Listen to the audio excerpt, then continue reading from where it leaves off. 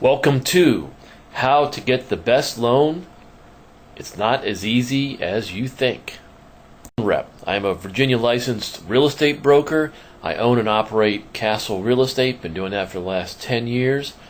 And before that, I owned and operated tech companies in the state of California. If you'd like to see more about my background and resume, click on that video there and it goes into more detail. But I do know what I'm talking about when it comes to choosing the best loan.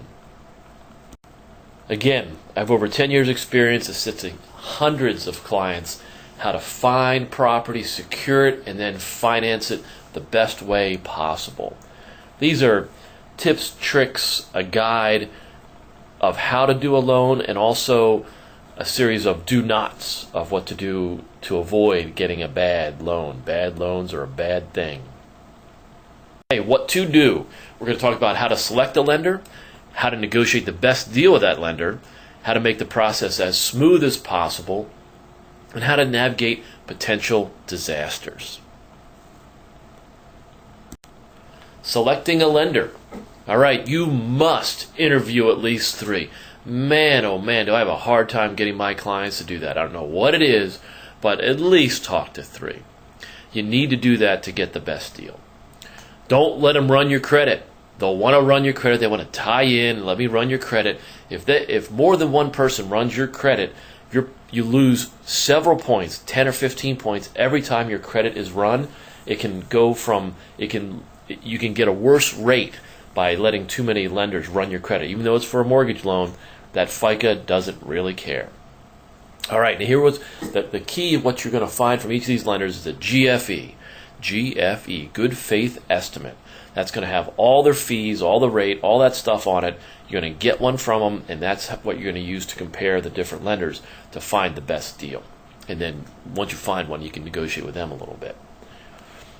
Another thing is to make sure that rep that you're dealing with, your rep, the one that's been calling you every day, 2 or 3 times a day for the next 45 to 60 days when you're in that escrow period buying a property, make sure they've been in business at least 10 years. They've got to be experienced. They've got to know what they're doing. They've had to go on through several cycles in real estate, which 10 years will take them through.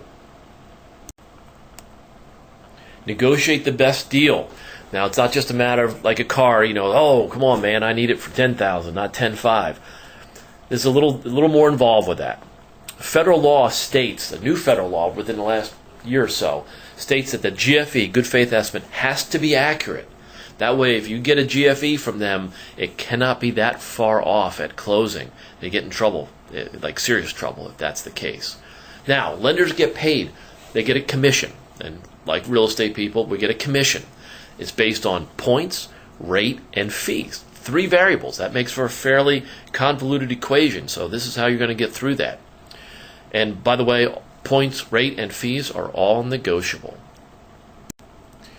How do you make it as smooth as possible? That's the quality and the service of the lender. Today's lending environment stinks. The government has overregulated banks. The banks are just having to hold their money for potential lawsuits, and they're just not giving out as many loans as they could or should. So they're going to make it difficult. The banks make it difficult for everyone to get a loan. So I tell everybody, you will be asked for every financial document ever procured in your life, probably twice. So don't stress out when they ask you for your 2-year-ago tax return 2 or 3 times, because that's the way it goes, no matter how good the lender is. Your lender needs to be experienced and work extremely hard. If they let something slip, everything's on a time frame. If they let something slip, everyone's in trouble. And you'll need to find this out when you're negotiating with these people. You can tell how they act, how they deal with you on the phone, how much time they give you. Do they forget things when you're dealing with them? And that's how you determine the quality, and as well as reading reviews and getting some references. Potential disasters. That's how you choose a loan. This is what we want to avoid. Breaching a sales contract due to not performing on time, or there's some other issues too. That means if we say we're going to close August 30th and we don't, depending on how the contract's written, that's a breach. That means, that money you put down called earnest money, Like if it's a $300,000 property, you put down $3,000. If you breach the contract, the seller can say, you know what, this contract is over, you've breached it, I'm keeping your $3,000. And you know what? A judge is going to say, he's right. That's what you did. We do not want breaches. Another thing is being denied the loan at the last minute. I've seen it again and again. Get down to a week before closing, and the lender goes, oh, I didn't realize that was a condominium. Oh, we can't loan in that condo project. And there you're a week out from a breach and without a lender.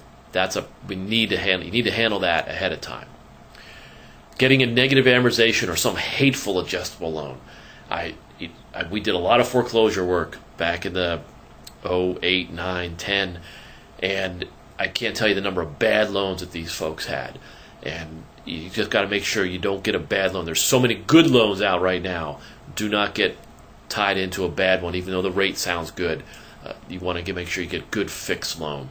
And then, at the last minute they go, oh, we need to raise your rate, or we need to charge you more fees, or whatever the case is. Forget that.